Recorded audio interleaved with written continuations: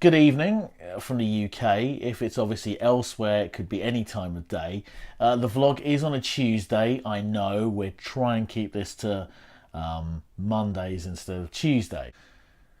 So I've been at a lot of events. The French Open was this weekend. Just to sort of review it, really good. Had a fantastic time. I achieved the lifetime ambition of DJing a fairly big event with lots of people. They even gave me a shot at doing comps and they went really, really well. So thank you to the event team there and everyone that supported me. I had a really lovely weekend. But also at these weekends, I'm having lots of conversations. And outside of these weekends, I'm also having lots of conversations. And one particular conversation stood out for me, and it went along the lines of, oh, but Justin, this guy or this girl, and I'm out with them, oh, I just feel exhausted. And I'm going, well, why are you still hanging out with them? And so I think I'm going to give my first bit of advice on this. Can I just put a caveat here that please don't use this advice on everything, because I don't want you coming back on my comment and going, Justin, it didn't work. But if there's a particular friend you're coming away from and you're feeling drained, or you're feeling used, you're feeling manipulated, you're feeling controlled, and to admit this is the first step, let alone go and approach them about it, then maybe you need to have, what I said last week, an honest conversation.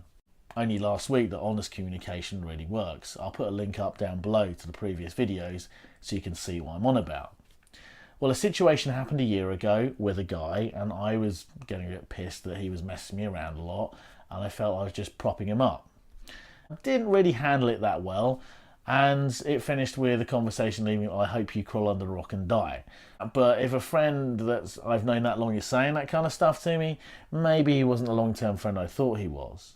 What I'm trying to say to you is this, is that don't be afraid to roll the dice of authenticity on people. That's a quote I'm stealing from my friend Nathan in Canada.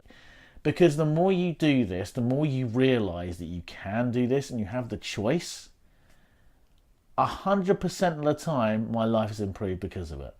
Most of the time in this kind of situation where that friend is either manipulating, controlling or jealous or something that's pushing you down, the conversation won't go that well.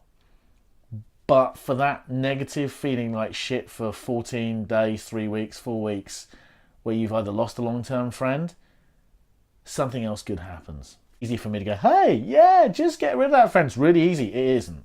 It is not easy at all. You will feel like crap. You do your thing, you assert your boundary, and then you go, oh, that feels good. Oh, did I do the right thing? Was this the right idea?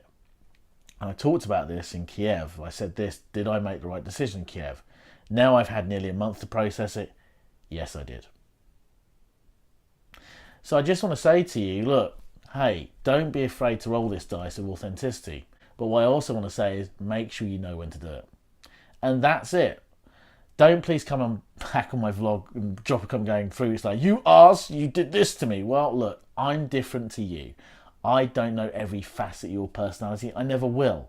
And you'll never know every facet of my personality as much as I try to communicate it across. Just thinking through everything I said, I do hope it makes sense. And I will see you next Monday with another vlog. And I'll see you next week.